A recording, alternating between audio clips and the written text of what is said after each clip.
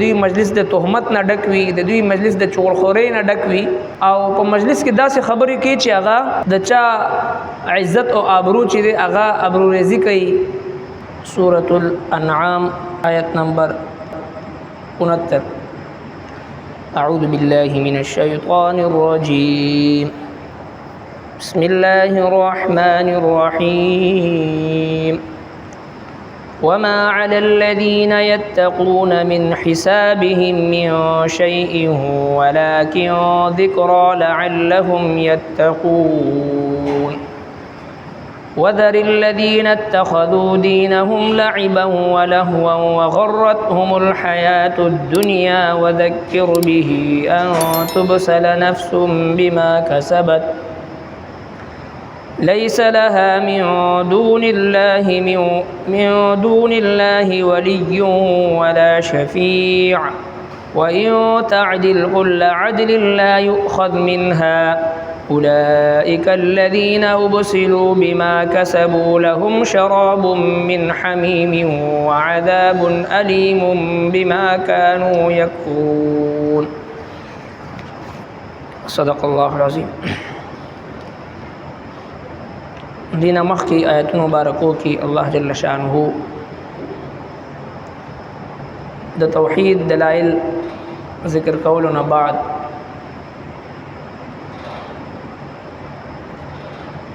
جناب رسول الله صلی الله علیه وسلم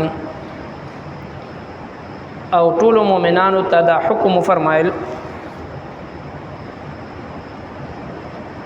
چې تاسو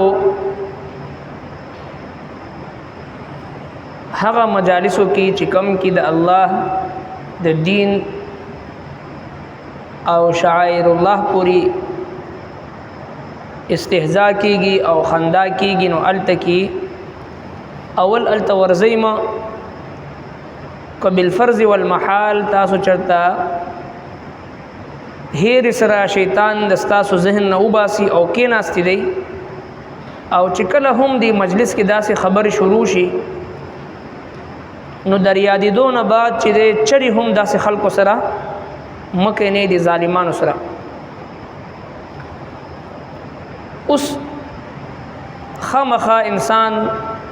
بعض اوقات داسې مجلس کې د بادل ناخواسته د مجبورۍ نه گیر شي یا کینی یا مخ کې ناس وي، نو اول خدا حکم دی چې سړی دا مجلس پریږدي چې په کوم مجلس کې د الله نافرمانی کیږي، په کوم مجلس کې د الله حکمونو پوری خنداګانی کیږي او جاهلانه خبرې پکې کیږي، نو په کار دی چې سړی دا مجلس دا پریږدي. او بیا چې کله دا حکم نازل شو نو خامخا د پریشانی خبره وا د نبی علیہ الصلوۃ والسلام د پاره د صحابه کرامو د پاره، نو بیا تسلی د پاره الله تبارک وتعالى بیان فرمایي مخ کی چې دغه د کافرانو او د مشرکین او د جاهلانو په دې مجلس کې چې کوم خبرې کیږي تاسو که چرته غلطی نه وسره ناس وي نو دا غوي هغه وبال او دا غي هغه عذاب هغه په تاسو باندې نه ده، لیکن تاسو د الله د کتاب نصیحت هغه دوی ته کوي چې دوی ویریږي او د دې سیز نه بچ. او بیا نبی علیہ الصلوۃ والسلام ته الله جل شانه فرمایي چې ته پرېږ د هغه کسانو لره چې کوم خلکو خپل دین نه له لعب او کھیل تماشا جوړ کړی دي او دوی لره د دنیا ژوند هغه دوکه کې اچولې دي، بس د قران کریم په ذریعہ ورته نصیحت کوا چې دوی با د خپل ګناهونو په وجه باندې به دوی خامخا راګیریږي او د الله نه سوا بل څوک د دوی دوست او سفارشی شفاعت کون کې هغه نشته دي. او کچره دغه مشرکین دغه کفار د خپل ځان بچ کولو د پاره د ټول دنیا مال او دولت ورکی په جرمانه کې ادا کی، بیا هم دوی بچ کېدلو والا نه دي. او دا هغه کسان دي چې دوی به راګیر شي د خپل بد عملونو د وجنه او دوی د پاره هغه سقل دی د ګرم اوبو او دوی د پاره عذاب دی په سبب د هغه چې کوم دوی کفر کو فرمای چې وما علی الذین او نشته پاک کسانو یتقون چې ځان ساتي د شرک نه من حسابهم من شیء د حساب د هغوی نه سشي ان چې کوم پرهیزګاران خلق دي نبی علیہ الصلوۃ والسلام او صحابه کرام او قیامت پر راتلون کې چې کوم متقی او پرهیزګار خلق وي هغه دا نه غواړي چې د جاهلانو په دې مجلس کې دا غوي هغه لغویاتو کې دا غي هغه فضولیاتو کې برخه واخلي زړه نه بد غني خو مجبورې نکل پکې گیر شي نو په دوی باندې دا غي د ګناهونو سوابال په دوی نشته د پرهیزګارو خلکو باندې ولکن ذکر لیکن نصیحت کول دی په دوی باندې لعلهم یتقون دې د پاره چې دی بچي البته یو مومن ته حکم داده چې کله هم دوی داسې مجلس وګوري یاران وي دوستان وي او رشتہ داران وي د کور خلک وي او دوی لګیا د دوی آخرت تبا کیږي د مجلس ته وجنه د دوی مجلس د غیبت نه ډک وي د دوی مجلس د تهمت نه ډک وي د دوی مجلس د چغلخورۍ نه ډک وي او په مجلس کې داسې خبرې کوي چې هغه د چا عزت او آبرو چې دی هغه ابرو ریزی کوي نو لہذا پکار د چې هغه ته نصیحت وکي ولکن ذکرا لیکن نصیحت کول دی په دوی باندې لعلهم یتقون دې لپاره چې دی بچ نو سرنګ چې زموږ استاد په وړاندې یو کس لګیاوي کندې ته ورځيږي یا اور ته ورغورځيږي یا د کمر نه غورځيږي نو خامخا چې ډېر څنګه دل انسان هم ویني هغه د لاس نه رونی سي بچ نو دغه ته خو یو سړی د غلط مجلس د وجنه او فضول خبرو د وجنه د خپل جهالت په بنا باندې جهنم ته ور روان دي ځکه حدیث پاک مفهوم دی بعض اوقات او د اسلام روړلو د پاره د مسلمان کېدو د پاره ډېر شرایط دي آمنت بالله وملائكته وكتبه ورسله واليوم الآخر والقدر خيره وشره من الله تعالى والبعث بعد الموت دا ټول شرایط دي ایمان بالله ایمان بالرسول ایمان بالملائکه دا الله په ذات باندې ایمان وروړل د تمام پیغمبرانو باندې ایمان وروړل فرشتو باندې ایمان وروړل د الله په کتابونو باندې ایمان وروړل خو او بد تقدیر باندې ایمان وروړل د مرګ نه بعد دوباره ژوند پدی باندې ایمان وروړل او دا ټول شرایط د اسلام ته داخليدو لپاره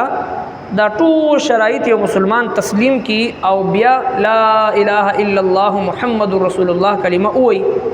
دي ته مسلمان ویل شي لا اله الا الله محمد رسول الله دا کلمه بظاهر باندې دو الفاظ دي خو مسلمان هغه چاته وی چې هغه د زړه د کومینا د دې خبرې عزم وکړي چې زبا نور جون چې تروم نو د لا اله الا الله لاندې به جون تروم زما عقاید زما عبادات زما اخلاقیات زما معاملات زما معاشرت زما معاشیات زما سیاسیات او زما ټول لین دین هر څه چې لا اله الا الله محمد رسول الله مطابق به دي ته وي مسلمان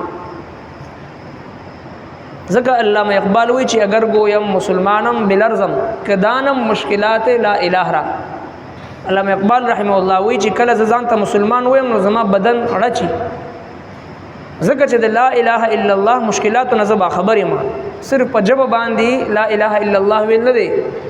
بلکې د دې کلمې لاندې جون تیرول د دې کلمې چې کوم مقتضیات دي د دې کلمې چې کوم تقاضی دي اغا پورا کول یو طرف ته استاد لکونو کورونو په نقصان وي بل طرف ته د لا اله الا الله تقاضا دا وي چې دا نقصان برداشت کا خود کلمې تقاضا ته نه داد چې تدا ناجایز او حرام کار اونې کی یو طرف ته استاد نفس خواہشات وي بل طرف ته د لا اله الا الله تقاضی وي نفس خواہشات به قربانی د الله او د الله د رسول حکم بسر تر سي دي ته لا اله الا الله محمد رسول الله نو گویا کہ 24 گھنٹے زندگی د دې اپناول